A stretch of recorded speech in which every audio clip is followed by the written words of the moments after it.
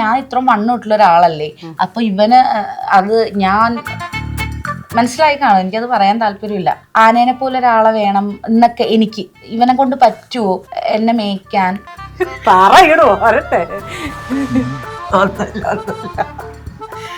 സമയം പോലെ കിട്ടില്ലടോ. സത്യം പറഞ്ഞ ഇല്ല പറയട്ടെ. രഞ്ജുന് എന്തോ പറയാനുണ്ട്. ചിരിച്ചു വഴക്കണ്ട എന്തുജന്. എല്ലാവർക്കും അവരറിയേണ്ടത് ഇവരെങ്ങനെയാണ് ഇവരുടെ ബെഡ്റൂമിൽ എങ്ങനെയായിരിക്കും മുന്നോട്ട് പോകുന്ന ടൈമില് മേ ബി രഞ്ജു കേൾക്കാൻ പോകുന്ന ഒരു കാര്യങ്ങളൊക്കെ ആയിരിക്കും. നിന്നെ കൊണ്ട് എങ്ങനെ സാധിക്കുന്നതാണ്. സ്ത്രീധനം ഇങ്ങോട്ട് പൊന്നിട്ടാണ് എന്നെ കെട്ടിയത്. ജീവിതത്തിലെ ഏറ്റവും വലിയൊരു സംഭവമാണ് വിവാഹം എന്ന് പറയുന്നത്. എനിക്കൊരു വലിയൊരു പുരുഷധനമാണ് കിട്ടിയിരിക്കുന്നത്. ചെറുക്കൻ്റെ വീട്ടിൽ പോയി കല്യാണം ഉറപ്പിച്ച കഥ അതൊന്ന് ഡീറ്റെയിൽ ആയിട്ട് പറഞ്ഞു. രഞ്ജുവിന്റെ ഫാമിലിയിൽ ഇത് അക്സെപ്റ്റ് ചെയ്യുന്നുള്ളത് എനിക്ക് ഫസ്റ്റ് ഓഫ് ഓൾ എനിക്ക് ഒരു ബുദ്ധിമുട്ടുണ്ടായിരുന്നു. ചെന്ന് കയറിയപ്പോൾ അച്ഛൻ വൻ കൂളാണ്. അപ്പൊ എനിക്ക് ടെൻഷൻ ഒന്നും ഉണ്ടായിരുന്നില്ല. എന്തുകൊണ്ടാണ് ഒറ്റയ്ക്ക് വരാനുള്ള റീസൺ അതൊക്കെ ഞാൻ സംസാരിച്ചു. ഞാൻ ഇവനെ തല്ലേന്റെ ദേഷ്യത്തിൽ ഇവൻ എന്റെ മേത്തേക്ക് വണ്ടി വെച്ച് ഇടിപ്പിക്കാൻ നോക്കി. ഞാൻ പെട്ടെന്ന് കുതിരി മാറി. പിന്നെ ഞാൻ ഇവനെ അടിക്കാനായിട്ട് ഊന്നി. അറ്റാക്ക് ചെയ്യാൻ ശ്രമിച്ചിട്ടാണ് ഞാൻ അവനെ തല്ലിയതെന്ന് പറഞ്ഞിട്ട് പോലും അവർക്ക് അത് അക്സെപ്റ്റബിൾ അല്ല. അവർ പറയുന്നത് എന്തിനാണ് അവനെ തല്ലുന്നതെന്ന് ചോദിക്കുന്നത്. എൻ്റെ രഞ്ജുവിൻ്റെ എൻഗേജ്മെന്റിന്റെ പിക്കിന്റെ അടിയിൽ വന്ന കമന്റ് എനിക്ക് വായിച്ചിട്ട് വളരെ അറപ്പ് തോന്നിയുള്ള കമന്റുകൾ ഉണ്ടായിട്ടുണ്ട്. സ്വാഭാവികമായിട്ട് എനിക്കൊരു ചെറിയൊരു ചാഞ്ചാട്ടം തുടങ്ങി. പിന്നെ ഒരു ദിവസം രഞ്ജു ഭയങ്കര ഇമോഷണലി ബ്രേക്കായി നിന്ന സമയത്ത് ഞാൻ ഇവനൊന്ന് ആശ്വസിപ്പിച്ചു. അത് കഴിഞ്ഞപ്പോൾ എനിക്ക് ഭയങ്കര ക്യൂട്ടായിട്ട് ഫീൽ ചെയ്തു. എങ്ങനെയൊക്കെ പറയാതെ എനിക്ക് ഹണിമൂണിന് പോകാതെ 2 കപ്പിൾസ് ഞങ്ങൾക്ക് ഇന്റർവ്യൂ തരാൻ വേണ്ടി വന്നിട്ടുണ്ട്. എന്തു ചെയ്യും ഭർത്താവ് രഞ്ജു ആണെന്ന് എന്നോടപ്പോൾ. നമസ്കാരം. കല്യാണം കഴിഞ്ഞിട്ടേ ഈ മറ്റേ ഹണിമൂണിന് പോവാണ്ട് ഞങ്ങൾ ഇന്റർവ്യൂ വിളിച്ചപ്പോഴെന്തിനാ ഓടി വന്നേ? അത് രഞ്ജു പറഞ്ഞ് ഹണി മേടിക്കാൻ 3 നമുക്ക് ടെറസിന്റെ ഒക്കെ പോവാന്ന്. രഞ്ജുവിന്റെ നിലവാരം രഞ്ജു ഉള്ളതാണോ? പക്ഷെ രഞ്ജുവിന്റെ പേരിലാണ് പറയുന്നത്. അല്ല, ഞങ്ങള് ഹണിമൂണ് പോകാനായിട്ട് വലിയ പ്ലാൻ ഒന്നും ചെയ്തിട്ടില്ല.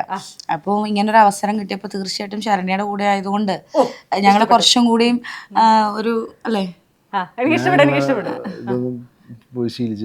അയ്യോ, ഞങ്ങള് ഇതുപോലെ ആരെങ്കിലും ഇന്റർവ്യൂ ചോദിച്ചാൽ ഷോ ശീലിക്കുന്നവരൊന്നും അല്ല. പക്ഷെ ഞങ്ങൾക്ക് നിങ്ങള് പ്രോഡക്റ്റ് ആണ്, വിൽക്കാനുള്ള നല്ല പ്രോഡക്റ്റ് ആണ്.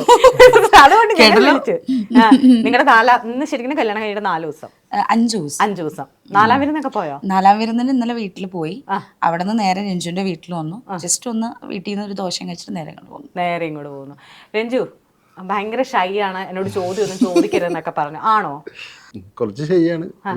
മീഡിയയിൽ അവിടെ ഇരിക്കട്ടെ, ക്യാമറ അവിടെ ഇരിക്കട്ടെ, എന്നെ നോക്ക് ഇത്ര സുന്ദരമായ എന്നെ നോക്കിയിട്ട് സംസാരിക്ക്. ഇതിലിപ്പം രഞ്ജുവിന് ഞങ്ങൾ തമ്മിൽ മാറുന്നൊന്നുമില്ലല്ലോ. ഒരേ ഡ്രസ്, ഒരേ കളറ്, ഒരേ സൈസ് അങ്ങനെയൊക്കെ ഇരിക്കുമ്പോഴേ അല്ലേ?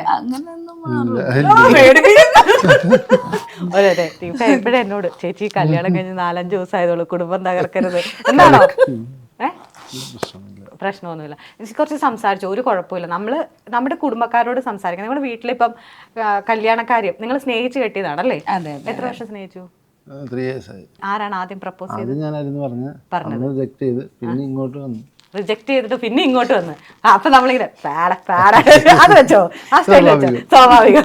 ഒരു 3 മാസം എന്നെ ഒന്ന് നടത്തിച്ചു. ആ കഥയിലേക്ക് വരാം. അതിന് മുന്നേ രഞ്ജു വീട്ടില് പറയൂലേ ഈ കാര്യം? കല്യാണമായിട്ടെന്നല്ല, നമ്മൾ ഇഷ്ടമാണെന്ന് പറഞ്ഞിട്ട് പിന്നെ നമ്മളൊരു ലൈഫിൽ നമ്മൾ ഇഷ്ടമാണെന്ന് ആളുകളോട് പറയും. പക്ഷെ പിന്നീടാണ് നമ്മളൊരു തോട്ട് പ്രോസസ്സിൽ ഇവർ വേണോ, നമ്മുടെ ലൈഫിൽ ഇവർ ബെറ്റർ ആണോ, നമ്മളത് എപ്പോഴും ചിലപ്പോൾ അത് ചിലവർക്ക് ഒരു നിമിഷം മതിയായിരിക്കും തീരുമാനിക്കാൻ, ചിലവർക്ക് പക്ഷേ നമുക്ക് ഒരു ത്രൂ ഔട്ട്, കാരണം ഇന്നത്തെ കാലത്ത് അങ്ങനെയാണ്, ത്രൂ ഔട്ട് ഉണ്ട്. അപ്പോൾ ഇത് വീട്ടിൽ എങ്ങനെയാ പറഞ്ഞത്? അങ്ങനെ വീട്ടിൽ പ്രശ്നമൊന്നും ഉണ്ടായില്ല. നമ്മൾ എൻ്റെ ഇഷ്ടമാണല്ലോ. ഓൾറെഡി 10-30 വയസ്സ് കഴിയുമ്പോൾ പിന്നെ വീട്ടുകാർക്ക് ടെൻഷൻ തുടങ്ങുമ്പോൾ കല്യാണം കഴിപ്പിച്ചില്ല. അപ്പൊ അതിന്റെ ടെൻഷൻ അവരവിടെ നോക്കുന്നുണ്ടായിരുന്നു. പിന്നെ നമ്മൾ സ്വയം കണ്ടെത്തി കഴിഞ്ഞാൽ പിന്നെ അവർക്ക് വേറെ കുഴപ്പമൊന്നും, അതായത് വേണ്ടൊന്നും കിട്ടൂല. ഒരെണ്ണം സെറ്റ് ചെയ്തോ കെട്ടിക്കോ, എവിടെന്നെങ്കിലും അളിയാ മറ്റേ ഇപ്പൊ കെട്ടുന്ന പറഞ്ഞ അവസ്ഥയായിരുന്നോ? അങ്ങനെയല്ല. എന്നാലും ഇനി 3 വർഷത്തെ പ്രണയത്തിൽ ആദ്യം നോ പറഞ്ഞെന്ന് പറഞ്ഞില്ലേ, എങ്ങനെയാ ആളെ കണ്ടുമുട്ടിയത്? ഞങ്ങൾക്കൊരു കോമൺ ഫ്രണ്ട് ഉണ്ടായിരുന്നു. അങ്ങനെ അവരുമായിട്ടുള്ള മീറ്റിങ്ങിലും പിന്നെ സോഷ്യൽ മീഡിയ സ്വാഭാവികമായിട്ട് ഞങ്ങളുടെ ഇടയിൽ ഒരു ചെറിയൊരു കോമൺ ഫ്രണ്ട് ഉണ്ടായിരുന്നു. പിന്നെ ആളെൻ്റെ ബർത്ത്ഡേക്ക് ഒരു 2 വർഷമായിട്ട് സ്ഥിരം വിഷ് ചെയ്യുമായിരുന്നു. അപ്പം നമ്മൾ ഭയങ്കര ബിസി ആയത് കാരണം നമ്മൾ ഈ സാധനം ഒന്നും എടുത്ത് നോക്കൂല, മെസ്സേജ് റിക്വസ്റ്റ് ഒട്ടും എടുത്ത് നോക്കാറില്ല. അപ്പം ഞാൻ നോക്കുമ്പോൾ 2 വർഷമായിട്ട് അടുപ്പിച്ച് മെസ്സേജ് അയച്ചേക്കണം. എന്തോ എൻ്റെ കൈ ഒടിഞ്ഞിരിക്കുന്ന ടൈമായിരുന്നു, കുറച്ചും കൂടി ഞാൻ ഫ്രീ ആയിരുന്നു ഫോൺ യൂസ് ചെയ്യാൻ വേണ്ടിയിട്ട്. അപ്പം അങ്ങനെ ഞാൻ മെസ്സേജിന് റിപ്ലൈ കൊടുത്തു, താങ്ക് യു സോ മച്ച് എന്ന് പറഞ്ഞു. അപ്പോൾ ആളുടെ റിപ്ലൈ വന്നു, ഓ താങ്ക് യു, തിരിച്ച് മെസ്സേജ് അയച്ചുള്ളൂ. ഞാനൊന്ന് നോക്കട്ടെ എൻ്റെ മൊബൈലിൽ ആരെങ്കിലും ചെയ്തിട്ടുണ്ടോ. അങ്ങനെ വിഷ് ചെയ്ത് പിന്നെ വർത്താനമായി സംസാരമായി. അപ്പം ഞാൻ ഈ ഭയങ്കര ഒട്ടും അടങ്ങി ഒതുങ്ങിയിരിക്കുന്ന വ്യക്തിയല്ല. ഇങ്ങനെ അത്യാവശ്യം പുറത്തിറങ്ങിയൊക്കെ രാത്രി നൈറ്റ് വൈബൊക്കെ വളരെയധികം എൻജോയ് ചെയ്യുന്നൊരു വ്യക്തിയാണ്. അപ്പം ഈ കൈ ഒടിഞ്ഞിരിക്കണ കാരണം വണ്ടി ഓടിക്കാൻ പറ്റില്ല, വീട്ടിലിങ്ങനെ ഇരിക്കുകയൊക്കെ ആയിരുന്നു. അപ്പം ഇവനെ ഇങ്ങനെ അറിയാമെന്നുള്ളത് കൊണ്ട് ഞാനിങ്ങനെ പ്രാവശ്യം ഒരു ചായ കുടിക്കാൻ പോയാലോ എന്ന് ചോദിച്ചു. അങ്ങനെ ചായ കുടിക്കാൻ പോയി. അത് കഴിഞ്ഞ് പിന്നെ ഞങ്ങൾ കുറച്ചും കൂടി ഫ്രണ്ട്ലി ആയി. തിരുവാങ്കുളത്ത് നിന്നാണ് ഇവിടെ വന്ന് ചായ കുടിച്ചേ? കൊച്ചിയിൽ വന്ന്? ഇരുമ്പനത്തായിരുന്നല്ലേ അന്ന്. ഞാൻ റെന്റഡ് ഹോമാണ്, അപ്പം ഞങ്ങൾ ഇരുമ്പനത്തായിരുന്നു. അപ്പം ആളങ്ങ് എറണാകുളത്തുനിന്ന് ഇരുമ്പനം വരെ വന്നു ചായക്ക് വേണ്ടി. അത് രാത്രി 1 മണിക്ക്. ഓ, ഒന്നും കാണാതെ പുള്ളി വണ്ടി എടുക്കത്തില്ല. അല്ല, അപ്പൊ അങ്ങനെ വന്ന് ഞങ്ങൾ ചായ കുടിച്ചു പോയി.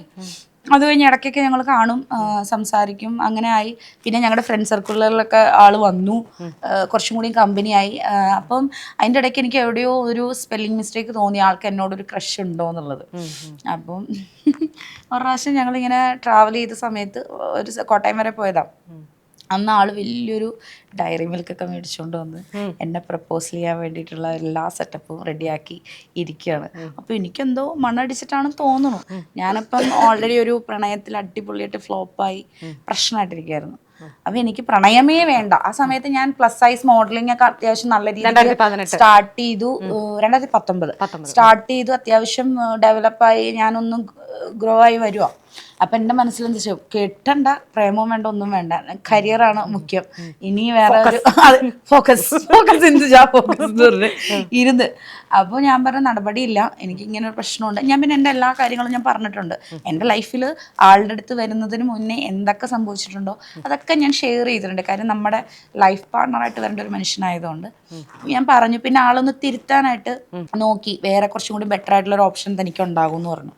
പക്ഷെ അങ്ങനെ പറഞ്ഞു കഴിഞ്ഞപ്പോഴേക്കും എനിക്ക് ഉള്ളിലൊരു ടെൻഷൻ, ഇനിയും ഞാൻ അടുത്ത് കഴിഞ്ഞിട്ടുണ്ടെങ്കിൽ ആൾ കുറച്ചും കൂടി സ്ട്രോങ് ആവോ. അപ്പം ഞാൻ എന്ത് ചെയ്തു, നൈസായിട്ട് നമ്മുടെ ഒരു തന്ത്രം അങ്ങെടുത്തു. വലിയ മിണ്ടാട്ടമൊന്നുമില്ല, കാടും ഫ്രണ്ട്സിൻ്റെ ഇടയിൽ ആള് ഭയങ്കര സംഭവമായിപ്പോയി. എൻ്റെ ഫ്രണ്ട് സർക്കുലറിൽ ആളാണ് ഹീറോ. ഞാൻ വിശ്വസിക്കണേ ഇവിടെ വന്നിട്ട് സത്യം, സീരിയസ്ലി. രഞ്ജു ഇങ്ങനെ ഇരിക്കുന്നത് നോക്കണ്ട, എന്നെ തേക്കാൻ അടിപൊളിയായിട്ട് അറിയാം ആരെങ്കിലും മുന്നിൽ. ഇതിപ്പോ ഈ ക്യാമറ ഒക്കെ കണ്ട ആളൊന്ന് ഇതായിരിക്കുന്നതാണ്, പേടിച്ചിരിക്കുന്നതാണ്. ഇനി എന്തെങ്കിലും അറിയാതെ എന്റെ വായന വല്ല സത്യങ്ങളൊക്കെ വീണു പോയാലോ ഒന്ന് പേടിച്ചിട്ടുണ്ട്. അപ്പൊ അങ്ങനെ മിണ്ടാണ്ടൊക്കെ അപ്പൊ ആൾക്കത് ഭയങ്കരമായിട്ട് ബുദ്ധിമുട്ടായി, ഭയങ്കര വിഷമമായി. പിന്നെ ശരിക്കും പറഞ്ഞിട്ടുണ്ടെങ്കിൽ ഞാൻ നല്ല രീതിക്കൊന്ന് സൈഡായി. സത്യം പറ, ഞാൻ ചുമ്മാ ചോദിക്കുന്നതല്ല, എന്തായാലും പ്രപ്പോസ് ചെയ്യാൻ വരുവാന്ന് പുറമെ വേണ്ട, അല്ലെങ്കിൽ നമുക്ക് ഫോക്കസ് ഇന്ദുജാന്ന് പറഞ്ഞാൽ കൂടിയും എവിടെയോ ഒന്നൊരു ആഗ്രഹം ഉണ്ടായിരുന്നു. സത്യമാണത്. നമ്മളെ പ്രപ്പോസ് ചെയ്യാന്ന് പറയുന്നത് അത് ശരിക്കും പറഞ്ഞാൽ നമുക്ക് ഭയങ്കര സന്തോഷമാണ്. അത് ആരും ആയിക്കോട്ടെ, നമ്മളെ പ്രപ്പോസ് ചെയ്യാന്ന് പറയുന്നത്, നമ്മൾ ഇഷ്ടപ്പെട്ട് വന്ന് നമ്മളെ പ്രപ്പോസ് ചെയ്യാന്ന് പറയുന്നത് അത് വേറൊരു ഫീലാണ്. അതൊന്നും ഞാൻ അധികം അനുഭവിച്ചിട്ടില്ല. ഞാൻ കൂടുതലും അങ്ങോട്ടേക്കേ പോയിട്ടുള്ളൂ. നമുക്ക് കണ്ടിഷ്ടപ്പെട്ട ക്രഷ് തോന്നി കഴിഞ്ഞാൽ അപ്പം തന്നെ പറയേണ്ട ഒരു മൂഡായിരുന്നു. പക്ഷെ ഇങ്ങോട്ട് വന്നിട്ടുണ്ട് കേട്ടോ, അത് അങ്ങനെ പറയുന്നത് ഇങ്ങോട്ട് വന്നിട്ടുണ്ട്. പക്ഷെ എന്നാലും നമുക്ക് ഭയങ്കര സന്തോഷമായിരുന്നു. എന്ന് അങ്ങനെ വന്നു. ഞാൻ എൻ്റെ ഉള്ളിൻ്റെ ഉള്ളിൽ ഉണ്ടായിരുന്നു അത്, കൊള്ളാം, കുഴപ്പമൊന്നുമില്ല, ആ ഒരു മൂടൊക്കെ ഉണ്ടായിരുന്നു. ആള് നല്ല കമ്പനിയാ, അതെനിക്ക് ഭയങ്കര ഇഷ്ടം. ആൾക്ക് ഞാൻ പോകുന്ന ആ ഒരു വേ ഇഷ്ടമാണ്. അതുകൊണ്ട് എനിക്ക് ഭയങ്കര കംഫർട്ടായിരുന്നു ആള്. പിന്നെ എന്താ, അങ്ങനെ കുറച്ച് നാൾ ഇങ്ങനെ മിണ്ടാണ്ടിരുന്ന അവസാനം എനിക്ക് ഇവൻ ഭയങ്കരമായിട്ട് ഇതിൽ ഹേർട്ടാവുന്നുണ്ടെന്ന് ഫീലായി. അപ്പം എൻ്റെ കൂട്ടത്തിലുള്ള ആൾക്കാരൊക്കെ പറഞ്ഞു തുടങ്ങി, നല്ലൊരു ചെക്കനല്ലേ, എന്തിനാണ് നീ ഇങ്ങനെയൊക്കെ കാണിക്കണത് എന്നൊക്കെ ഇങ്ങനെ സംസാരിച്ചപ്പോൾ സ്വാഭാവികമായിട്ട് എനിക്കൊരു ചെറിയൊരു ചാഞ്ചാട്ടം തുടങ്ങി. പിന്നെ ഒരു ദിവസം രഞ്ജു ഭയങ്കര ഇമോഷണലി ബ്രേക്കായി നിന്ന സമയത്ത് ഞാൻ ഇവനൊന്ന് ആശ്വസിപ്പിച്ചു. അത് കഴിഞ്ഞപ്പോൾ എനിക്ക് ഭയങ്കര ക്യൂട്ടായിട്ട് ഫീൽ ചെയ്തു.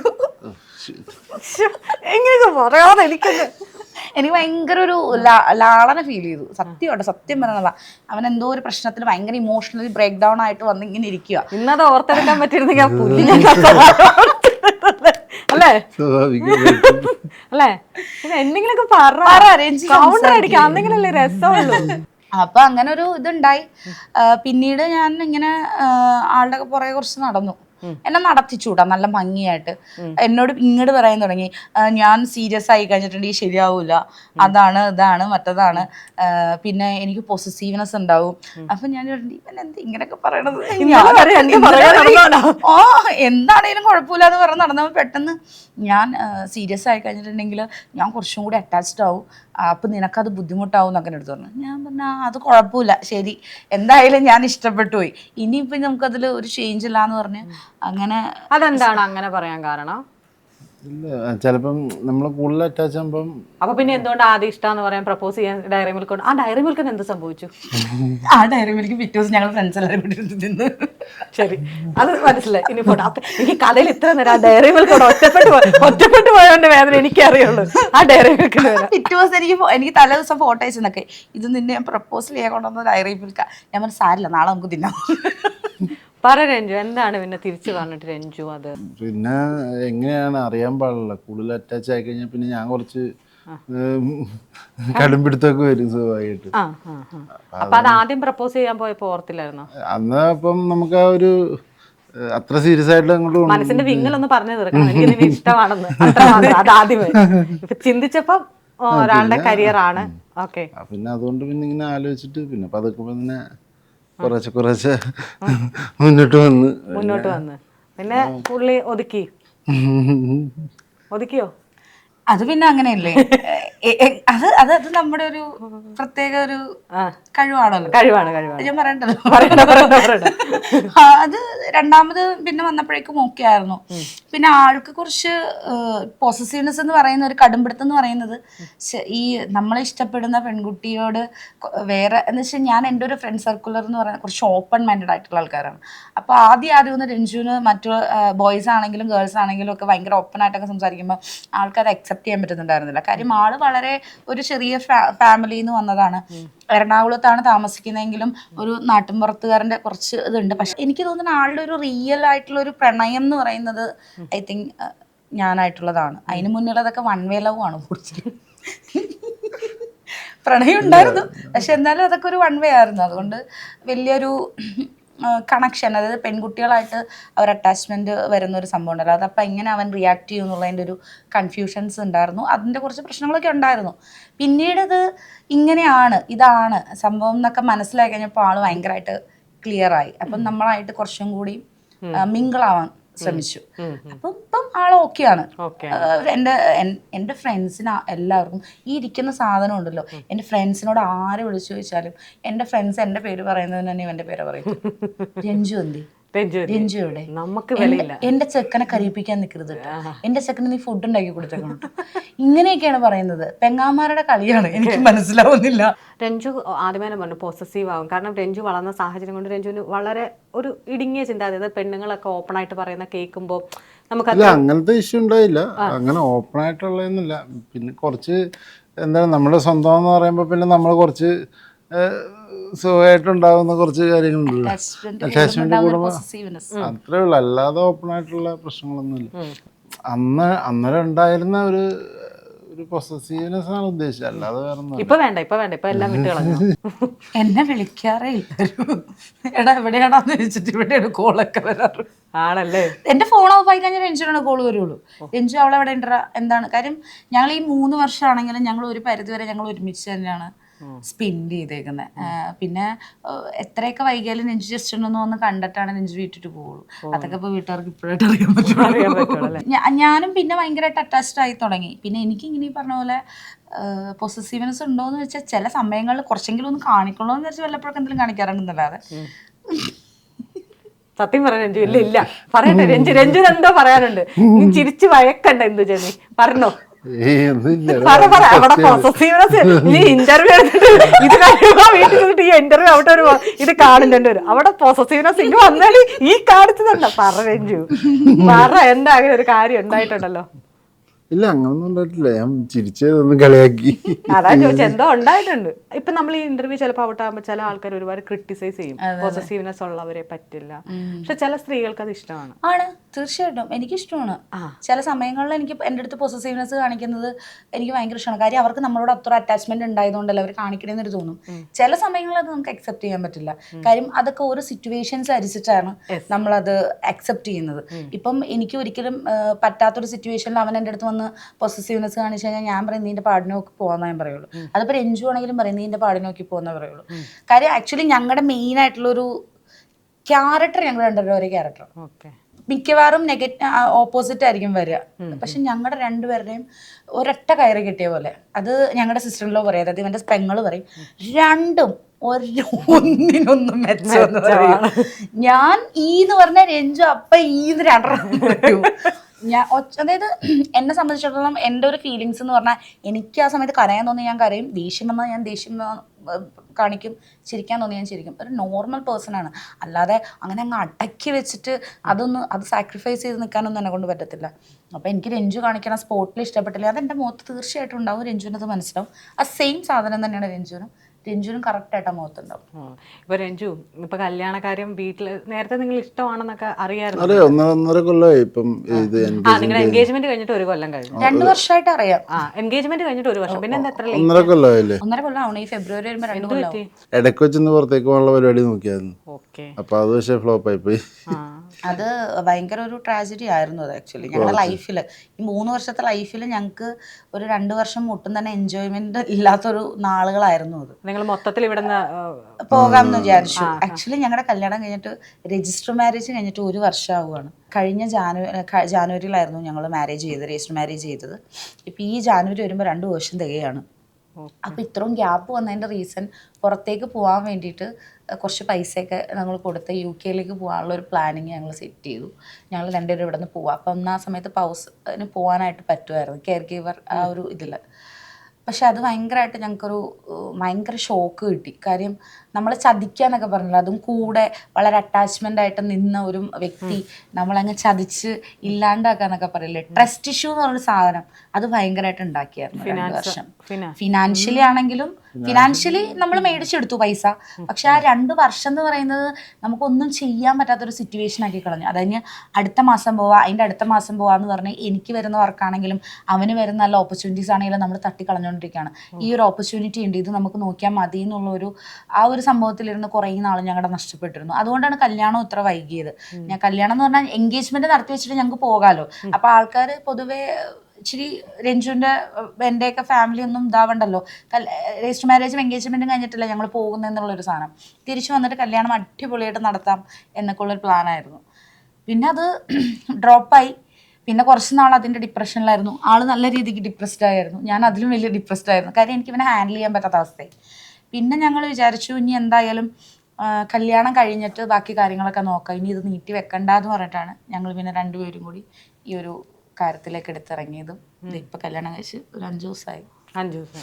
സ്ത്രീധനം സ്ത്രീധനൊന്നുമില്ല, സ്ത്രീകളിരിക്കുന്നത് ആണോ? തീർച്ചയായിട്ടും അതിനോട് ഒരു തരി പൊന്നോ ഒരു തരി പൈസയോ ഒന്നും തന്നെ മേടിക്കാതെയാണ് ഇങ്ങോട്ട് പൊന്നിട്ടാണ് എന്നെ കെട്ടിയത്. ഞാനൊരു തരി പൊന്നിടാണ്ടാണ് ഞാൻ അങ്ങോട്ട് പോയത്.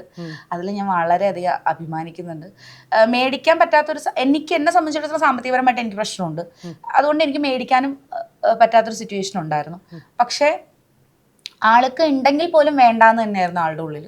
അതെന്ന് വെച്ചാൽ വേണ്ട ആ ഒരു സാധനത്തിനോട്. കാര്യം നമ്മളില്ലാത്ത സാധനം കുറേ ഉണ്ടാക്കി മുഴപ്പിച്ച് കാണിച്ചിട്ട് കാര്യമില്ല, പിന്നെ നമുക്ക് ബാധ്യതകളെ വരുള്ളൂ. എന്നെ സംബന്ധിച്ചിടത്തോളം ഞാൻ വളരെ മിഡിലായിട്ടുള്ളൊരു ഫാമിലിയാണ്. എൻ്റെ അമ്മ, ചേച്ചി, ഞാൻ, എൻ്റെ ചേച്ചി 2 മക്കളാണ് ഞങ്ങളുടെ കുടുംബം എന്ന് പറയുന്നത്, അല്ലെങ്കിൽ എൻ്റെ ലോകം എന്ന് പറയുന്നത്. ഇപ്പം രഞ്ജുണ്ട്.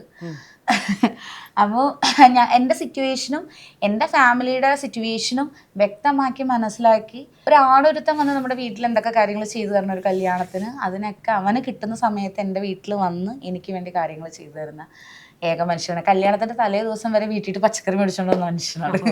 എനിക്കൊരു വലിയൊരു പുരുഷ ധനമാണ് കിട്ടിയിരിക്കുന്നത്. ഒരു ധനമാണ്, വലിയൊരു ധനമാണ് എനിക്ക് കിട്ടിയിരിക്കുന്നത്. അതിൽ ഞാൻ ഭയങ്കര ഹാപ്പിയാണ്. അത് മുഖത്തുണ്ട്,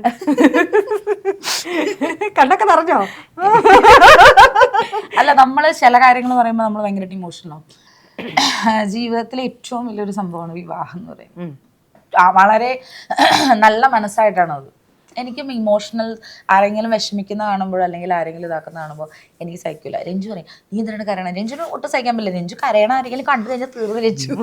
ജീവിതത്തിൽ എന്നെ സംബന്ധിച്ചിടത്തോളം എൻ്റെ വീട്ടിൽ കാര്യങ്ങളെല്ലാം കൃത്യമായി ചെയ്ത് തരാനായിട്ടൊന്നും ഒരു മനുഷ്യനില്ല. കാര്യം അതിന് പറ്റിയ സാഹചര്യത്തിലല്ല എൻ്റെ അമ്മയും ചേച്ചിയുള്ളത്. അമ്മയ്ക്ക് വയ്യാത്തൊരു സ്ത്രീയാണ്. ചേച്ചി ഒരു ദിവസം ജോലിക്ക് പോയാലാണ് നമ്മുടെ കുടുംബം മുന്നോട്ട് കൊണ്ടുവന്നത്. അതായത് ഞാൻ വലിയൊരു ഇൻകം അങ്ങോട്ട് കൊടുക്കുന്നില്ല. ഞാനിപ്പോൾ ഒരു നല്ലൊരു മോഡലാണ്, എല്ലാം പ്ലസ് സൈസ് മോഡലാണെന്നുള്ളത് ഈ കേരളത്തിൽ അത്യാവശ്യം ആൾക്കാർക്ക് അറിയാമെങ്കിലും അതിൽ നിന്നൊരു ഇൻകം എനിക്ക് ഏൺ ചെയ്യാനായിട്ട് കുറച്ചേ സാധിച്ചിട്ടുള്ളൂ. ഒരുപാടൊന്നും എനിക്ക് സാധിച്ചിട്ടില്ല. പക്ഷെ അതൊക്കെ എനിക്ക് സാധാരണ നിത്യ ചെലവ് അറിയാലോ. നമ്മൾ ഇതൊക്കെ ചെയ്യുമ്പോൾ നമുക്ക് എത്രത്തോളം ചെലവുകളും കാര്യങ്ങളും ഉണ്ടെന്നുള്ളത്. ഇതിൽ നിന്നൊരു സേവിങ്സ് എന്ന് പറഞ്ഞ് എനിക്ക് വെക്കാൻ പറ്റിയത് എൻ്റെ ഈ എൻഗേജ്മെൻറ്റിൻ്റെ ഒരു റിങ് മാത്രമേ ഉള്ളൂ. എൻ്റെ സേവിങ്സ് എന്ന് പറഞ്ഞിട്ട് എനിക്ക് കൊടുക്കാൻ പറ്റിയിട്ടുള്ളത്.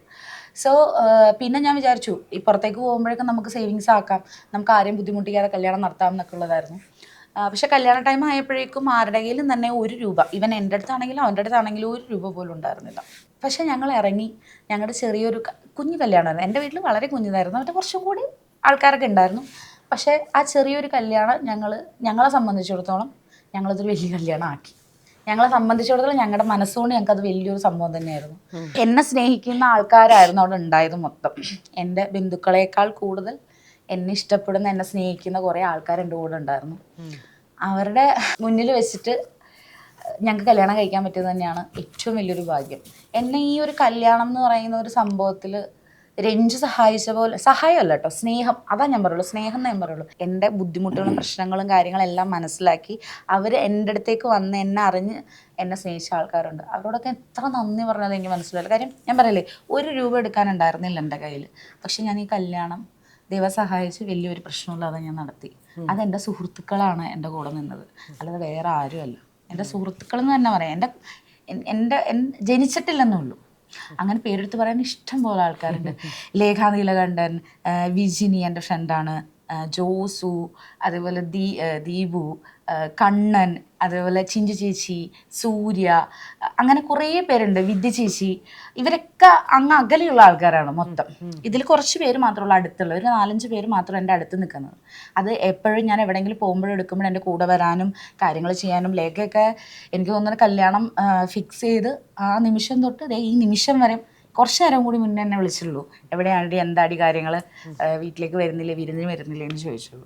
എല്ലാ കാര്യത്തിനും അവരെ കൊണ്ട് പറ്റാവുന്ന ഇത്, അവർക്കിപ്പോൾ ഒരു എന്താ പറയുക, അവരെ കൊണ്ടാവുന്ന കാര്യങ്ങളുണ്ട്. പൈസയൊന്നും അല്ലല്ലോ, അതൊക്കെ മേലെ കുറേ സാധനങ്ങളുണ്ട്. നമ്മുടെ അടുത്ത് ഒരു ആൾ നമ്മൾ വളരെ ബുദ്ധിമുട്ടി നിൽക്കുമ്പോൾ എല്ലാ കാര്യങ്ങളും ശരിയാവും തുടങ്ങിങ്ങനെ തോളത്ത് തട്ടാനായിട്ടൊരാളുണ്ടെങ്കിലല്ലോ നമുക്ക് ബാക്കി എല്ലാ കാര്യങ്ങളും സ്മൂത്തായിട്ട് അങ്ങ് പോയിക്കോളും. നമുക്കൊരു കോൺഫിഡൻസ്. അതെ തീർച്ചയായിട്ടും. ആ കാര്യത്തിൽ രഞ്ജു ആണെങ്കിൽ അതെ, നീ ടെൻഷൻ ആവണ്ട, ഇവൻ എന്നെ ഹെൽപ്പ് ചെയ്യാന്ന് പറഞ്ഞായിരുന്നു പല രീതിയിലും. പക്ഷെ എനിക്ക് കാര്യം അവൻ ഓൾറെഡി ബുദ്ധിമുട്ടി തന്നെയാണ് പോയിക്കൊണ്ടിരിക്കുന്നത്. അപ്പം എൻ്റെയും കൂടി ഒരു ഭാരം അവൻ്റെ തലയിലേക്ക് വെക്കരുതെന്ന് ഞാൻ ആഗ്രഹിച്ചു. അത് ഒരു പരിധി വരെ സാധിച്ചു. വീട്ടിൽ ഓക്കെ ആയിരുന്നോ? സ്ത്രീധനമില്ലാതെ അവിടെ അങ്ങനെ ഇതിനെ കുറിച്ചൊന്നും അങ്ങനെ സംസാരിച്ചിട്ടില്ല. ഓക്കെ. രഞ്ജുവിൻ്റെ വീട്ടിൽ ഇപ്പം 4 ദിവസമായി. ഇപ്പം നേരത്തെ അറിയാന്ന് പറയുന്നുണ്ട്, പക്ഷെ ബന്ധുക്കളുടെ ഇടയിൽ ഇപ്പോഴാണ് ഇൻട്രൊഡ്യൂസ് ചെയ്തത് അല്ലേ? അറിയാമായിരുന്നു. ഓക്കെ. ഇനി നമ്മൾ ഇത്രയും നേരം നമ്മൾ കല്യാണം പറഞ്ഞു, ഇനി നമ്മൾ വേറൊരു കാര്യത്തിലേക്ക് പോകണം. അതായത് നമ്മൾ ബോഡി ഷേമിങ് ഏറ്റവും കൂടുതൽ ഏറ്റ ആൾക്കാരാണ്, നമുക്കറിയാം അതൊക്കെ. അപ്പം ഞാൻ ശരിക്കും വിളിക്കാനുള്ള കാരണം, നമ്മൾ ഈ ഷേമിങ് ഒക്കെ കിട്ടിയിട്ട് ലാസ്റ്റ് നമുക്ക് നല്ലൊരു ഇപ്പോൾ പറഞ്ഞ പോലെ എന്താ പറയുന്ന മൊത്തം വാക്കിലും ഭയങ്കര ഗ്രേസ്ഫുള്ളാണ് ലൈഫ്, ഭയങ്കര എന്തോ അച്ചീവ് ചെയ്തൊരു ഫീലുണ്ട്. നമ്മൾക്ക് വേണ്ടിയിട്ടൊരാൾ നമുക്ക് മനസ്സിലാവാൻ. ഒരു കാലത്ത് നിനക്കൊക്കെ എവിടെ നിന്ന് ചെറുക്കം കിട്ടുമെന്ന് വരെ പറഞ്ഞ ടൈം. തീർച്ചയായിട്ടും. അപ്പം അതിൽ നിന്നൊക്കെ നോക്കടാ, ഇതാ എന്റെ ചെറുക്കൻ അല്ലേ, നമുക്കൊരു നമ്മുടെ ഇന്നറിലുണ്ട്, നമ്മൾ പുറത്തത് പറയുന്നില്ല ഇല്ലെങ്കിൽ കൂടി ഇതാണ് എൻ്റെ ചെറുക്കൻ, എന്നെ കളിയാക്കിയവരുടെ മുന്നിൽ കൂടെ വാ ചേട്ടാന്ന് പറയുന്നതൊക്കെ ഒരു പവറാണ്. ഇന്ദുജയ്ക്ക് ഇപ്പം നമ്മുടെ രഞ്ജു ഇഷ്ടമാണെന്ന് പറഞ്ഞപ്പം അങ്ങനെ ഒരു പേടി ഉണ്ടായിരുന്നോ? നാളെ ഒരു കാലത്ത് ഇവർ നമ്മുടെ പേരിൽ, ബോഡിയുടെ പേരിലോ എന്തെങ്കിലുമൊക്കെ? അതെനിക്ക് ഉണ്ടായിരുന്നു. രഞ്ജുവിൻ്റെ ഫാമിലിയിൽ ഇത് അക്സെപ്റ്റ് ചെയ്യുമെന്നുള്ളത് എനിക്ക് ഫസ്റ്റ് ഓഫ് ഓൾ എനിക്ക് ഒരു ബുദ്ധിമുട്ടുണ്ടായിരുന്നു. കാര്യം എന്ന് വെച്ചിട്ടുണ്ടെങ്കിൽ തടി എന്നൊക്കെ പറഞ്ഞാൽ ഇത് ഒരു നിസ്സാര തടിയൊന്നുമല്ല. അത്യാവശ്യം വെയിറ്റ് ഉണ്ട്, അത്യാവശ്യം കാണാൻ അറിയാൻ പറ്റുന്ന ഒരു വണ്ണമാണ് എൻ്റെത്. അപ്പം അവരുടെ മകനാണല്ലോ, ഒരു മകനാണ്, ഒരു മകളാണ് ഉള്ളത്. അപ്പോൾ ഈ മകന് ആപ്റ്റായിട്ടുള്ള ഒരു പെൺകുട്ടിയെ കിട്ടണം എന്നുള്ള ഒരു ആഗ്രഹമൊക്കെ അവർക്കും ഉണ്ടാവും, പറയാൻ പറ്റില്ല. പക്ഷെ ഞാൻ ചോദിച്ചു, രഞ്ജു നിന്റെ വീട്ടിൽ അക്സെപ്റ്റ് ചെയ്യോ? അപ്പൊ ഞാൻ പറഞ്ഞത് നിന്റെ വീട്ടിൽ അക്സെപ്റ്റ് ചെയ്ത് ഞാൻ പറഞ്ഞത് അത് വേറെ കാര്യം, നടപടിയില്ല എന്ന് ഞാൻ പറയാം. പക്ഷെ എന്നാലും ഉള്ളില് ഇപ്പൊ അക്സെപ്റ്റ് ചെയ്തില്ലെങ്കിൽ ഈ പറയണ പറച്ചില്ലല്ലോ, നമ്മൾ ശരി ഓക്കെ എന്ന് തന്നെ പറയാനാണ് ഞാൻ ഉദ്ദേശിച്ചത്. പക്ഷെ രഞ്ജുവിന്റെ വീട്ടിൽ നിന്ന് എനിക്ക് ഭയങ്കര പോസിറ്റീവാണ് ഇതായത്. കാര്യം ഫസ്റ്റ് ഓഫ് ഓൾ അച്ഛൻ എന്നെ കണ്ടപ്പം അച്ഛന് വണ്ണം ഉണ്ടെന്നുള്ളത് അച്ഛൻ അറിയാം. പക്ഷെ എന്നാലും എന്നെ 2 കൈ നീട്ടി സ്വീകരിച്ചു. കാര്യം എന്റെ കല്യാണം ഉറപ്പിച്ചത് ഞാൻ പോയിട്ടാണ്. അങ്ങനെ ഒരു കഥയുണ്ട്. ഉണ്ട്. അതായത് ആദ്യമായിട്ട് രഞ്ജുവിന്റെ വീട്ടിലേക്ക് പോകുന്നത് ഞാൻ ഒറ്റയ്ക്കാണ്. ഞാൻ അവിടെ ചെന്നു, അച്ഛൻ എന്നെ വിളിച്ചു, വലത്തുകാലം വെച്ച് കയറാൻ പറഞ്ഞു. ഞാൻ വീട്ടിൽ ചെന്നു, സംസാരിച്ചു. അപ്പൊ വേറെ ആരും വന്നില്ലേ മോനെന്ന് ചോദിച്ചു. ഞാൻ പറഞ്ഞു എന്റെ കാര്യങ്ങൾ സംസാരിക്കാൻ ഞാനുള്ളൂ, എനിക്ക് സംസാരിക്കാൻ വേറെ ആരുമില്ല. എൻ്റെ ചേച്ചി അമ്മയുണ്ട്, പക്ഷെ എന്നാലും അവർ കുറച്ചും കൂടി സംസാരിക്കണേക്കാൾ ബെറ്റർ ആയിട്ട് എനിക്ക് എന്നെ നിങ്ങളുടെ മുന്നിൽ എനിക്ക് സംസാരിക്കാൻ പറ്റും. അതുകൊണ്ട് ഞാൻ അങ്ങനെ വന്നു. അച്ഛൻ എൻ്റെ അടുത്ത് ഭയങ്കരമായിട്ട് സംസാരിച്ചു. അച്ഛന് ഇഷ്ടമാണ്, അച്ഛന് വണ്ണമുള്ള ആൾക്കാരൊക്കെ ഇഷ്ടമാണ്. പക്ഷെ ഈ പറഞ്ഞ പോലെ എത്രയൊക്കെയെന്ന് പറഞ്ഞാലും അവരുടെ ഉള്ളിലൊരു പേടിയുണ്ടാവും, അസുഖമൊന്നും വരാണ്ടിരുന്നാൽ മതി, വേറെ അസുഖങ്ങളൊന്നും ഇല്ലാതെ മോന് എങ്ങനെയാണെങ്കിലും കുഴപ്പമില്ല, ആ ഒരു ഇതാണ് വീട്ടിൽ. പിന്നെ അമ്മ പെങ്ങളെന്ന് പറയണത് എന്നെ ഇപ്പോഴും തമാശക്ക് എന്തെങ്കിലും തടിച്ചെന്ന് വിളിക്കും എന്നെ. പക്ഷെ അത് ഭയങ്കര സ്നേഹമാണ് കേട്ടോ അതിൽ. കാര്യം എന്ന് വെച്ചിട്ടുണ്ടെങ്കിൽ ഞാൻ അവളെ തിരിച്ച് തടിച്ചെന്ന് വിളിക്കും. ഞാൻ നിനക്ക് വണ്ണൂലാണ്ടാന്ന് പറയും, കുശുമ്പാന്ന് പറയും, അങ്ങനെ ഒരു ഇതാ. പക്ഷെ അമ്മ ഇന്ന് വരെയും വണ്ണത്തിനെ കുറിച്ചിട്ടോ ഭക്ഷണം കഴിക്കുന്നതിനെ കുറിച്ചിട്ടോ, അല്ലെങ്കിൽ ഞാൻ അവിടെ പോയിട്ടൊക്കെ നല്ല തീറ്റയാണ്, അപ്പോൾ അതിനെ കുറിച്ചിട്ടൊന്നും ഇന്ന് വരെ പറഞ്ഞിട്ടില്ല. അപ്പൊ എനിക്ക് ആ ഒരു കാര്യത്തിൽ എനിക്ക് ഫസ്റ്റ് ഓഫ് ഓൾ എനിക്ക് പേടിയുണ്ടായിരുന്നു വീട്ടിൽ അക്സെപ്റ്റ് ചെയ്യുമോ എന്നുള്ളത്. പക്ഷേ സംസാരിച്ച് പിടിച്ച് വന്ന സമയത്ത് കൂളാണ്, അങ്ങനെ ഒരു സംഭവമേ ഇല്ല. പിന്നെ മോക്ക് ഇഷ്ടമുണ്ടെങ്കിൽ മോള് വണ്ണം കുറയ്ക്കുക, ഇല്ലെങ്കിൽ വേണ്ട, നീ ഏതിലാണോ കംഫർട്ട് ആ ഒരു ഇതിൽ കംഫർട്ടായിട്ടിരിക്കുക. രഞ്ജുവിന്റെ അഭിപ്രായത്തിൽ എന്തെങ്കിലും അസുഖങ്ങളൊന്നും വരാതെ ഹെൽത്ത് ഓക്കെ ആക്കി നിനക്ക് മെയിൻറ്റെയിൻ ചെയ്യാൻ പറ്റുമെങ്കിൽ നീ മെയിൻറ്റെയിൻ ചെയ്താൽ മതി, ഇല്ലെങ്കിൽ ഓക്കെ നോ പ്രോബ്ലം, നിന്റെ ഇഷ്ടമാണ്, നീയാണ് ജീവിക്കേണ്ടത്, നിനക്കാണ് ബുദ്ധിമുട്ടുണ്ടാവുക, അപ്പൊ നീ അത് മനസ്സിലാക്കി മുന്നോട്ട് പോവാ. അതാണ് പറഞ്ഞിരുന്നോ ഇങ്ങനെ തടീനെ കുറിച്ചിട്ട്? സ്വാഭാവികമായിട്ട് എല്ലാരും പറയല്ലോ, തടിയുണ്ട്, നല്ല തടിയുണ്ട്, കുറയ്ക്കാൻ പറയാൻ പറഞ്ഞു. കുറയ്ക്കാനും കുറെ ആൾക്കാരൊക്കെ പറഞ്ഞില്ലേ, അവളോട് തന്നെയാണ് മുഖത്തോക്കി പറയുന്നത്. എൻ്റെ അടുത്ത് അങ്ങനെ പറയത്തൊന്നുമില്ല.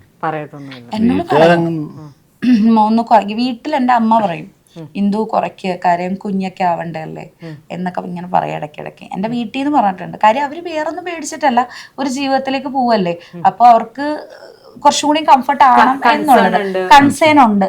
അപ്പൊ അതിൻ്റെയൊക്കെയാണ് കാര്യം. നമ്മള് 25 കണ്ടാലൊരു 20 തോന്നിക്കെങ്കിലും 30 വയസ്സുണ്ട്. സമ്മതിച്ചു കൊടുത്തതിന്റെ തുടക്കമല്ലേ നമുക്ക് കണ്ടവർക്ക് മറ്റേ മിന്നാട് ചത്ത പോലെ ഇരിക്കാം. ഞാനും രഞ്ജു ഇരുന്നു ഇനി പോരട്ടെ. അപ്പൊ പുറമേയുള്ള ആൾക്കാർക്ക് അറിയില്ലല്ലോ എനിക്ക് ഇത്ര പ്രായമുണ്ട്. ചെറുക്കന്റെ വീട്ടിൽ പോയി കല്യാണം ഉറപ്പിച്ച കഥ അതൊന്ന് ഡീറ്റെയിൽ ആയിട്ട് പറഞ്ഞു. സീരിയസ്ലി ഞാൻ പറയാം, ഞാൻ ഒരു ഫ്രോക്ക് ഇട്ടിട്ട് എന്തായിരുന്നു സംഭവം? സംഭവം രഞ്ജുവിന്റെ വീട്ടിൽ അച്ഛനോട് പറഞ്ഞു. അപ്പൊ അച്ഛൻ പറഞ്ഞു എനിക്ക് കൊച്ചിനെ കാണണം എന്ന് പറഞ്ഞു. മോളെ കാണണം, ഇൻട്രൊഡ്യൂസ് ചെയ്യണം എന്നുള്ള ഒരു സാധനം ഉണ്ടായി. അപ്പൊ അങ്ങനെയാണ് ആദ്യമായിട്ട് രഞ്ജുവിന്റെ വീട്ടിലേക്ക് ഞാൻ എൻട്രി ചെയ്യണം. ആണ് രഞ്ജു ഒറ്റയ്ക്ക് വരുമെന്ന് പറഞ്ഞപ്പോ പേടിയുണ്ടായിരുന്നോ? കേറി വരാൻ പറഞ്ഞ ചങ്കിടിച്ചാ?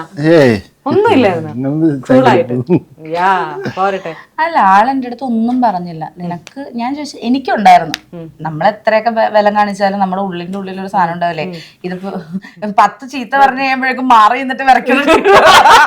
ഞാൻ പറയാൻ പറ്റുമായിരുന്നു എൻട്രി ഒക്കെ കഴിഞ്ഞു, എല്ലാം കഴിഞ്ഞിട്ട് ഇങ്ങോട്ട് അറിയോ ആ മൂടുണ്ട് നമുക്ക്, ആരും പറയണ്ട.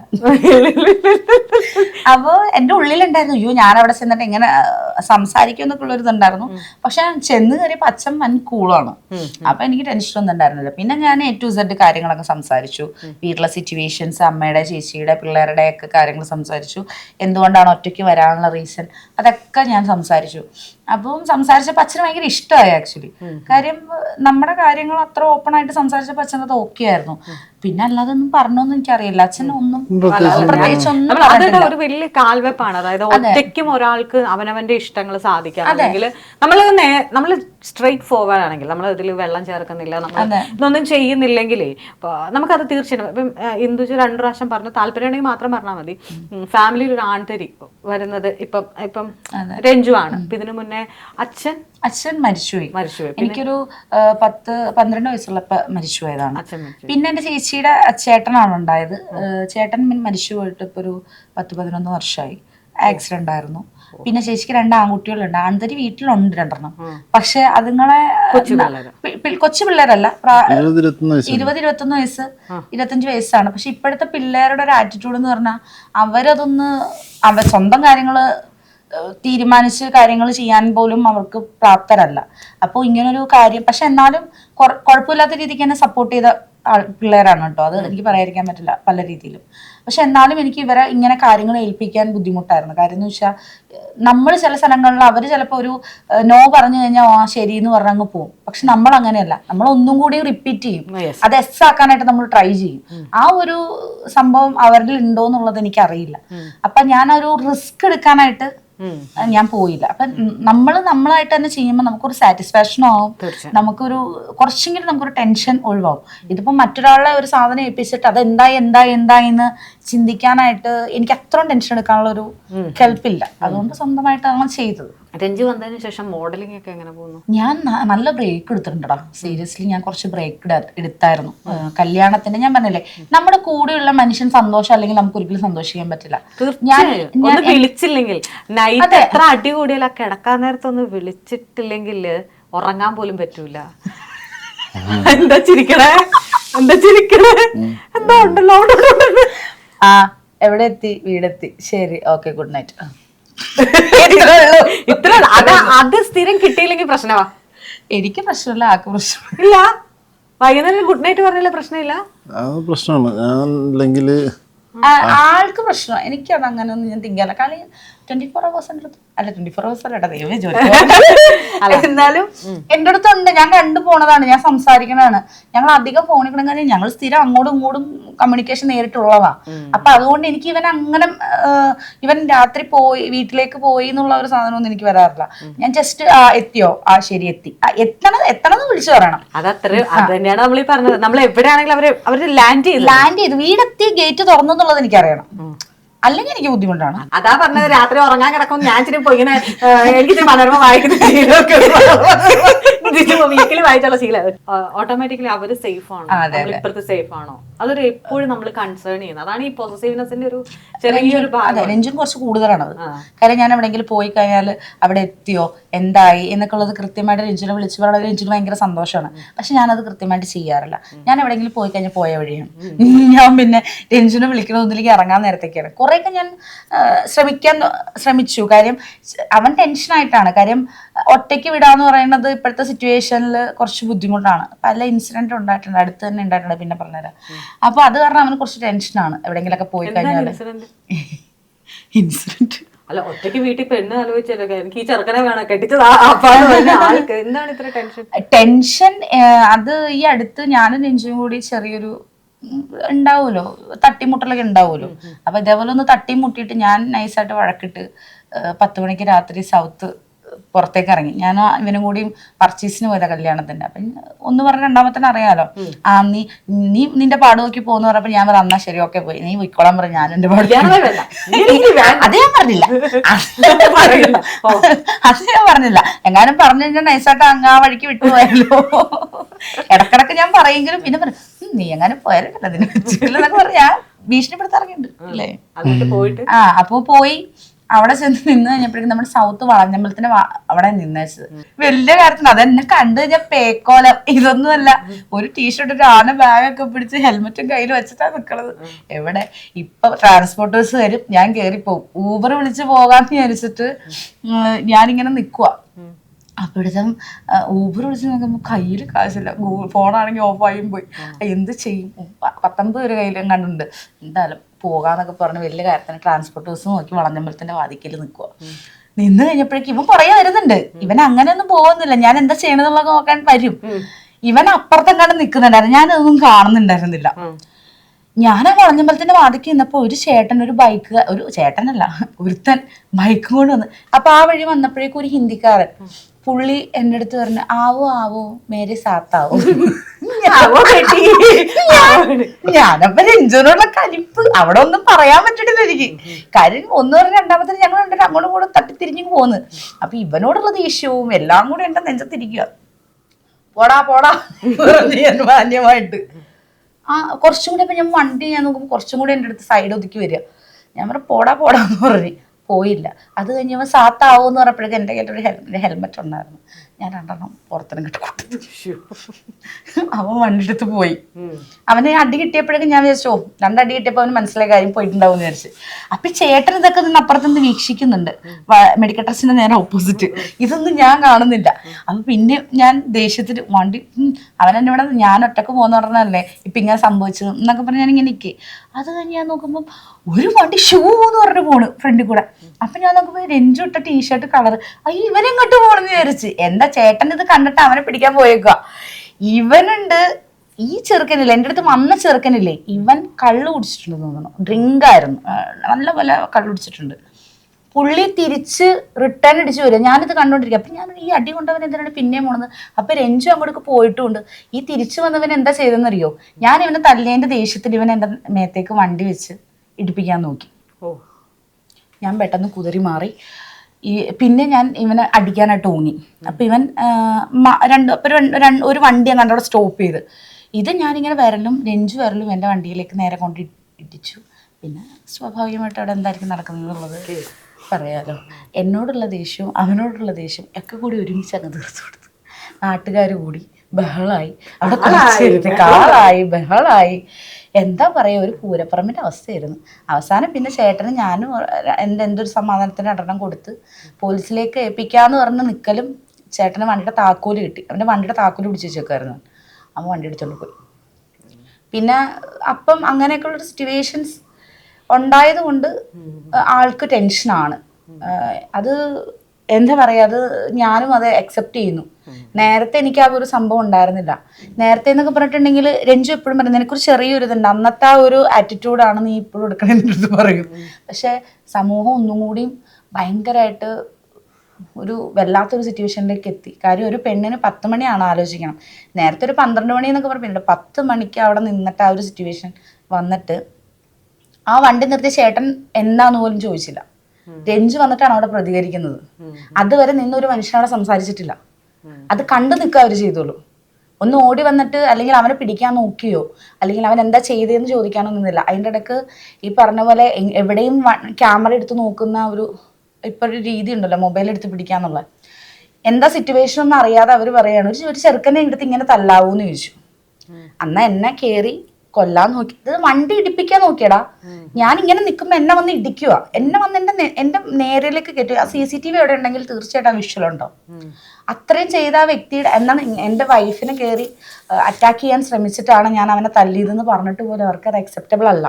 അവർ പറയുന്നത് എന്തിനാണ് അവനെ തല്ലുന്നതെന്ന് ചോദിക്കുന്നത്. അങ്ങനെയുള്ളൊരു കാലഘട്ടം ആയതുകൊണ്ട് സ്വാഭാവികമായിട്ടും എനിക്ക് മനസ്സിലായി നമ്മളൊന്നും കൂടി ശ്രദ്ധിക്കേണ്ടതാണ്. ഞാൻ ഭയങ്കരമായിട്ട് എന്താണ് പെണ്ണുങ്ങൾ രാത്രി ഇറങ്ങിയാലെന്നൊക്കെ ചോദിക്കും. ദയവ് ചെയ്ത് ഞാനുള്ള കാര്യം ഞാൻ പറയണം, വളരെ സെക്യൂറായിട്ട് മാത്രം ഇറങ്ങുക. അല്ലെങ്കിൽ പെപ്പർ സ്പ്രേയോ എന്തെങ്കിലുമൊക്കെ സാധനം കൈ പിടിച്ചുകൊണ്ട് നടക്കുക.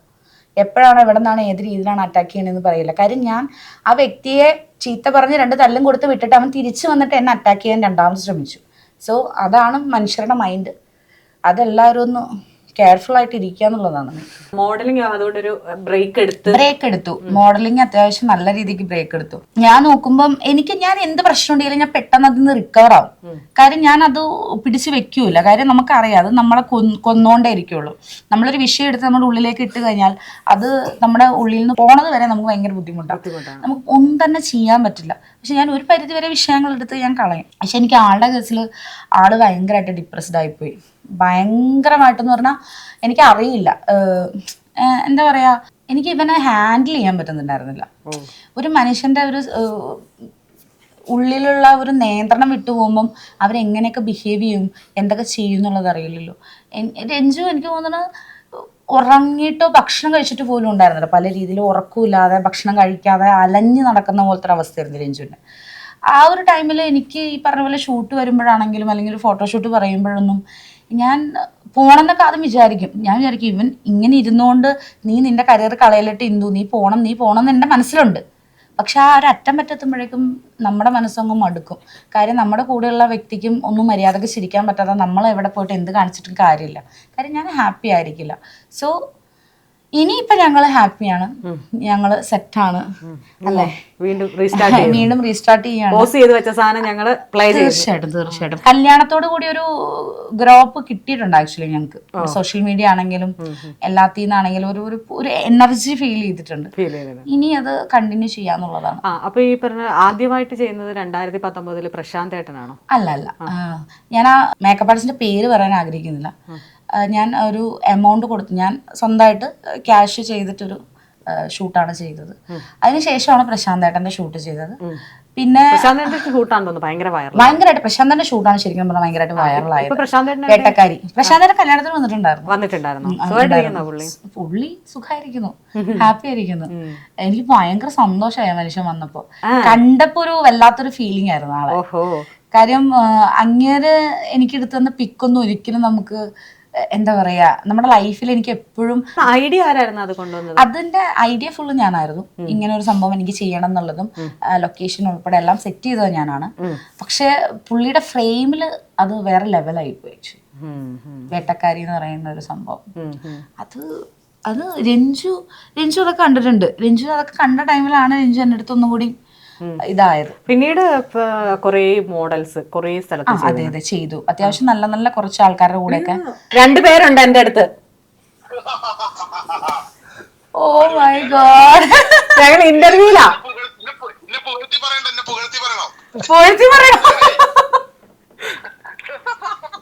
ഞാൻ പുകഴ്ത്തി ആണോ? ഡോക്ടറെ കാണാൻ നിക്കുവന്ന്.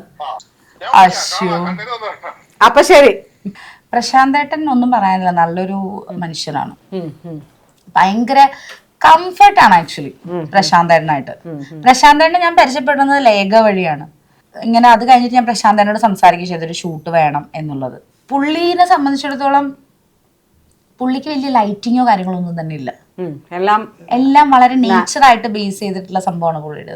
അത് പുള്ളിയുടെ ആ ഫോട്ടോയിലും നല്ല അടിപൊളിയായിട്ട് കാണാനുണ്ടെന്നുള്ളതാണ്. പുള്ളിയുടെ 1-2 ഫോട്ടോസ് ഒക്കെ നല്ല രസമുണ്ടായിരുന്നു. എന്താണേലും ഞാൻ പറഞ്ഞ പോലെ ഒരു കാലത്ത് 0 സൈസിൽ നിന്ന് മാറിയിട്ട്, പക്ഷെ ശരിക്കും നമ്മളെയാണ് 0 സൈസ് എന്ന് വിളിക്കേണ്ടത്. അവരെയാണ്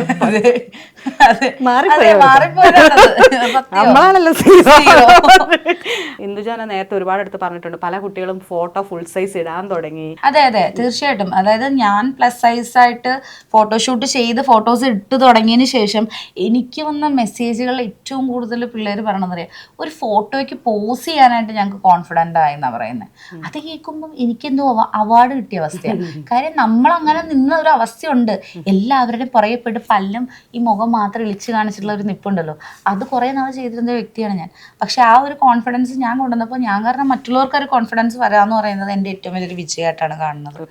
പിന്നെ എനിക്ക് ഏറ്റവും കൂടുതൽ പറയാനുള്ളതെന്ന് വെച്ചാൽ, ഈ പലരും പറയുന്നൊരു കാര്യമാണ്, ഈ വണ്ണുള്ളവർക്ക് ആണിനാണെങ്കിലും പെണ്ണിനാണെങ്കിലും പെണ്ണും കിട്ടാനില്ല ചെക്കനും കിട്ടാനില്ല എന്നുള്ളൊരു വർത്താനമുണ്ട്. എനിക്കത് ഞാൻ ഒരിക്കലും അക്സെപ്റ്റ് ചെയ്യില്ല. കാര്യം നമ്മൾ സൗന്ദര്യം നോക്കിയോ അല്ലെങ്കിൽ കുറേ പൈസ നോക്കിയോ അല്ലെങ്കിൽ വേറെ എന്തെങ്കിലുമൊക്കെ നോക്കി നമ്മൾ കല്യാണം കഴിച്ചു കഴിഞ്ഞാൽ അതൊന്നും കംഫർട്ടായിരിക്കില്ല. സ്ത്രീധനത്തിൻ്റെ വിഷയം തന്നെയാണെങ്കിൽ ഏറ്റവും കൂടുതൽ സ്ത്രീകൾ ബുദ്ധിമുട്ട് അനുഭവിക്കുന്നത് കേരളത്തിലാണ്. എൻ്റെ ഒരു ഇത് വെച്ചിട്ട്. കാര്യം നമ്മുടെ ഫ്രണ്ടിൽ നടക്കണമാണല്ലോ നമ്മൾ ആദ്യം പറയേണ്ടത്. അപ്പം ഇപ്പോഴത്തെ ഒരു സിറ്റുവേഷനിൽ എന്തോരം സ്ത്രീധനത്തിൻ്റെ പ്രശ്നത്തിലാണ് പല കാര്യങ്ങളും പ്രശ്നങ്ങളും ഒന്നും ചെയ്യാൻ പറ്റാത്ത ഒരു പ്രശ്നങ്ങളും ഒക്കെ ഉണ്ടായിട്ടുണ്ട്. പക്ഷെ എന്നെ സംബന്ധിച്ചിടത്തോളം ഞാൻ പറയുകയാണെങ്കിൽ എൻ്റെ അടുത്ത് എന്നെ കല്യാണം കഴിക്കാൻ സ്ത്രീധനം ചോദിച്ചു വന്ന ആൾക്കാരുണ്ട്. 30 പവന്റെ സ്വർണം, ഞാൻ ഒരു ജോഷ് ടോക്കിൽ ഞാൻ പറഞ്ഞിട്ടുണ്ട്, 30 പവന്റെ സ്വർണം 5 ലക്ഷം രൂപ എങ്ങാണ്ട് എൻ്റെ അമ്മോട് ചോദിച്ചിട്ടുണ്ട് എന്നെ കെട്ടിക്കാനായിട്ട്. അപ്പൊ ഞാൻ തന്നാ കെട്ടാം, അല്ലെങ്കിൽ കൊച്ചിന് ഇത്ര വണ്ണമുള്ളതല്ലേ നിന്ന് പോകൂന്ന് പറഞ്ഞിട്ടുണ്ട്. അപ്പൊ എന്റെ മോളെ ഞാൻ വിൽക്കാനായിട്ട് ഷോക്കേസിലൊന്നും കയറ്റി വെച്ചിട്ടൊന്നുമില്ല. എന്റെ മോള് വീട്ടിൽ തന്നെ നിന്നോളൂ. ഇത് ഈ സ്ത്രീധനത്തിന്റെ കാര്യം പറഞ്ഞല്ലേ, ഇത് പറഞ്ഞപ്പോൾ എനിക്ക് മറ്റേ അംബാനിയുടെ മകന്റെ കാര്യം പറഞ്ഞില്ലേ, അംബാനിയുടെ മകന്റെ കല്യാണത്തിന് ഭയങ്കര ബോഡി ഷേമിങ് പുള്ളി അനുഭവിച്ചു. അതെ അതെ, നല്ല ബോഡി ഷേമിങ്. അതായത് ഏറ്റവും റിച്ച് ആണെന്നാണ്. തീർച്ചയായിട്ടും. അപ്പൊ ഒന്നുമില്ലാത്ത നമ്മുടെ കാര്യം ആലോചിച്ച് നോക്കി. അയ്യോ, ഞാൻ പറയാം, എൻ്റെ നെഞ്ചുവിൻ്റെ എൻഗേജ്മെന്റിന്റെ പിക്കിന്റെ അടിയിൽ വന്ന കമന്റ് എനിക്ക് വായിച്ചിട്ട് വളരെ അറപ്പ് തോന്നിയുള്ള കമന്റുകൾ ഉണ്ടായിട്ടുണ്ട്. അതായത് ഞാൻ ഇത്ര മണ്ണുള്ള ഒരാളല്ലേ, അപ്പൊ ഇവന് അത് ഞാൻ മനസ്സിലായി കാണും. എനിക്കത് പറയാൻ താല്പര്യമില്ല. അത്രയ്ക്കും വൾഗറായിട്ടുള്ള ആൾക്കാരൊക്കെ ആനേനെ പോലെ ഒരാളെ വേണം എന്നൊക്കെ എനിക്ക്, ഇവനെ കൊണ്ട് പറ്റുമോ എന്നെ മേയ്ക്കാൻ എന്നൊക്കെ ഉള്ള രീതിയിലുള്ള കുറെ കമന്റുകൾ നമുക്ക് വന്നിട്ടുണ്ട്. മൊത്തത്തിലുള്ള പൊതുബോധത്തില് എല്ലാവരുടെയും അറിയേണ്ടത് നിങ്ങളുടെ ബെഡ്റൂമാണ്. എല്ലാവർക്കും, അതെല്ലാം ഏത് രീതിയിലുള്ള ആളുകളും, ഇപ്പൊ പൊക്കം കുറഞ്ഞവരുടെ ആണെങ്കിലും പൊക്കം ഉള്ളവരുടെ ആണെങ്കിലും ഒരു ഹാൻഡിക്യാപ്ഡ് ആണെങ്കിലും എല്ലാവർക്കും അവരറിയേണ്ടത് ഇവരെങ്ങനെയാണ് ഇവരുടെ ബെഡ്റൂമിൽ എങ്ങനെയാണ്. അത് അവർക്ക് ഭയങ്കര ഇൻവേഴ്സ് ചെയ്യണം. ഭയങ്കര എന്തോ ഒരു അതറിഞ്ഞില്ലെങ്കിൽ അത് എനിക്ക് മനസ്സിലാവുന്നില്ല അതെന്താണത്. എന്ന് എല്ലായിടത്തും സംഭവിക്കുന്ന പോലൊക്കെ തന്നെയല്ലേ സംഭവിക്കത്തുള്ളൂ. അല്ല പ്രത്യേകത 24 മണിക്കൂറാണ് എല്ലാവർക്കും ഉള്ളത്. 24 മണിക്കൂർ ബെഡ്റൂമിൽ ഒരു 3 മണിക്കൂർ പോയാലും ബാക്കി അതെ 21 മണിക്കൂർ നമ്മൾ വേറെ ആക്ടിവിറ്റീസിലാണ്. ഈ പറഞ്ഞ പോലെ പറയണോ വരട്ടെ, സമയം പോലെ കിട്ടില്ലടോ. സീരിയസ്ലി ഞങ്ങളുടെ കല്യാണം കഴിഞ്ഞത് 5 ദിവസേ അതിനുള്ള സമയം പോലും കിട്ടിയിട്ടില്ല. കാര്യം നമ്മള് തിരക്കാണ്. കാര്യം ഒന്നില്ലെങ്കിൽ ടയേർഡായിരിക്കും. നമ്മൾ ഈ കല്യാണമൊക്കെ കഴിഞ്ഞ് വന്നിട്ട് ഫസ്റ്റ് നൈറ്റ് എന്ന് പറഞ്ഞിട്ട് എന്റെ അമ്മായിയമ്മ എനിക്ക് ഗ്ലാസ്സിൽ പാല് തന്നിട്ട് ഞാനും ഇവിടെ ഹോളിലിരുന്ന് TV കണ്ടോ കുടിച്ചത്. പുള്ളിക്കാരി ഹോളിലിരുന്ന് കുടിക്കാത്തതല്ല, അകത്ത് പോയിരുന്ന് കുടിക്കുക വെച്ചത്. ഞാൻ ശരിയെന്ന് പറഞ്ഞു. ഞങ്ങൾ അവിടെ നിന്ന് പാലം കുടിച്ച് TV കണ്ടോണ്ടിരുന്നു. വെള്ളിമുങ്ങ സിനിമ ഇരുന്ന് കണ്ടോണ്ടിരുന്നു. അല്ല അതിലാണ് പറയുന്നത് ഇപ്പൊ കിട്ടിയ കിട്ടാന്ന് അതെ. അപ്പൊ അതൊന്നും എനിക്ക് തോന്നുന്നില്ല. നമ്മുടെയൊക്കെ എല്ലാവരുടെ ലൈഫിൽ നടക്കുന്ന ഒരു എങ്ങനെയാണ് ഒരു ലൈഫ് പോകുന്നത് അതേപോലൊക്കെ തന്നെ. പിന്നെ എന്താണ് ഇതിൽ ഇത്ര പ്രത്യേകത പറയാനായിട്ടെന്നുള്ളത് എനിക്ക് മനസ്സിലായിട്ടില്ല. സത്യം പറഞ്ഞിട്ടുണ്ടെങ്കിൽ ഇപ്പോഴത്തെ ഇതൊക്കെ ഇപ്പോഴും തിങ്ക് ചെയ്ത് ഇപ്പോഴും ആ ഒരു പൊട്ടക്കിണറ്റി കിടക്കുകയാണോ എന്നുള്ളതാണ് എൻ്റെ തോന്നല്. ഇനിയിപ്പം മുന്നോട്ട് പോകുന്ന ടൈമില് മേ ബി രഞ്ജു കേൾക്കാൻ പോകുന്ന ഒരു കാര്യങ്ങളൊക്കെ ആയിരിക്കും. നിന്നെ കൊണ്ട് എങ്ങനെ സാധിക്കുന്നതാണ് സിമ്പിൾ അല്ലേ. രഞ്ജുവിന് അങ്ങനത്തെ പേടിയൊക്കെ ഉണ്ടോ കമന്റ്സ്? രഞ്ജു സത്യം പറഞ്ഞാൽ അധികം എനിക്ക് തോന്നുന്നു ഭയങ്കര ഷൈ ആയിട്ടിരിക്കുക. അതാണ് മിണ്ടാൻ പറ്റാത്തത്. പക്ഷെ അടുത്ത പ്രാവശ്യം കാണാൻ നോക്കിക്കോ, ചാടി കയറി വീണ്ടിക്കോളൂ. രഞ്ജു എന്ത് ചെയ്യുന്നു? ഞാൻ HDFC ബാങ്കിന്റെ കളക്ഷനിലാണ്. HDFC അല്ല, ഏജൻസിയിലാണ് കളക്ഷനിൽ വർക്ക് ചെയ്യുന്നത്. നിങ്ങൾ ഈ പറഞ്ഞ പോലെ നിങ്ങൾക്ക് ഒന്നിനും സമയം കിട്ടാതെ എന്റെ അടുത്തേക്ക് വന്നതിന് നോക്ക് ഒരു നിമിഷം പോയി. അല്ല, ഞാനിങ്ങനെ ഓർക്കും ദൈവമേ പാവം, എനിക്ക് സങ്കടം തോന്നുന്നു. അവന് ആഗ്രഹമുണ്ട് സംസാരിക്കണമെന്ന്. പക്ഷെ എനിക്ക് തോന്നുന്നു അവന് പറയുമ്പോ എന്തെങ്കിലുമൊക്കെ ഒരു അബദ്ധമായി പോവോ, വെള്ളി വീണുവോ. കഴിഞ്ഞ പ്രാവശ്യം ഒരു മീഡിയക്ക് ഇത് കൊടുത്തായിരുന്നു, ഇന്റർവ്യൂ കൊടുത്തായിരുന്നു. ഇന്റർവ്യൂ എടുത്ത് എനിക്ക് ശബ്ദമുള്ള പെമ്പിള്ളേരെ ഭയങ്കര ഇഷ്ടമാണ്. അത് ഞാൻ ചോദിക്കണം പിന്നെ ഞാൻ വേണ്ടെന്ന് വെച്ചതാ. വള്ളിയൊക്കെ പറഞ്ഞ അവസാനം കിട്ടിയാലോ വിചാരിച്ചിട്ട് നമ്മൾ തന്നെ ട്രോൾ എടുത്ത് നമ്മൾ വായിക്കേണ്ട നാളെ എന്റെ ഫോട്ടോയെ വെച്ചിട്ടല്ലേ ട്രോള് വരുന്നത്. എന്നാലും നിങ്ങൾ സമയം ഒട്ടും ഇല്ലാതിരുന്ന നിങ്ങളുടെ കല്യാണം കഴിഞ്ഞ് അധികം ദിവസങ്ങളായതേ ഉള്ളൂ. പറഞ്ഞല്ലേ 4-5 ദിവസം ആയതേ ഉള്ളൂ. ആ സമയത്ത് ഞങ്ങൾക്ക് വേണ്ടിയിട്ടൊരു ഇപ്പം ഏകദേശം 1 മണിക്കൂർ നമ്മൾ എടുത്തിട്ടുണ്ട്. അത് നിങ്ങൾ ഇതിന് പിന്നിൽ തന്നെ 2 മണിക്കൂറോളം നിങ്ങളും സഫർ ചെയ്തിട്ടുണ്ട്. എന്താണെങ്കിലും wish you happy married life. Ranju ഞങ്ങൾക്കെന്ന് വെച്ചാൽ നമ്മളൊരു ഇപ്പോൾ വളർന്ന ഒരു തലമുറയ്ക്ക് നമുക്ക് ഒരാൾ ഹാപ്പിനെസ് ആയിട്ട് സന്തോഷത്തോടെ ഇരുന്ന് സംസാരിക്കാൻ പറ്റുന്ന ഒരാളെ കിട്ടുക എന്നുള്ളതാണ്. കുറെ കൊണ്ടുവന്നിട്ട് കാര്യമില്ല. അപ്പൊ എന്താണല്ലോ അങ്ങനെ ചെയ്തതില്ല. പിന്നെ ഇന്ദുജ പ്ലസ് സൈസ് നിർത്തരുത്, കണ്ടിന്യൂ ചെയ്യണം. നിങ്ങൾക്ക് നിങ്ങളെപ്പോലുള്ള കുറേ ആളുകളുടെ ഒരു നമുക്കും ഭയങ്കര ഇൻട്രസ്റ്റ് ആണ് ഇതൊക്കെ കാണുന്നത്. എനിക്കും പറ്റുമല്ലോ എന്നുള്ളത്. ഏതായാലും കണ്ടതിലും പരിചയപ്പെട്ടതിലും വളരെ സന്തോഷം. ജീവിതം ഭയങ്കര രസമായിട്ട് കൊണ്ടുപോകും. Thank you so much. Thank you.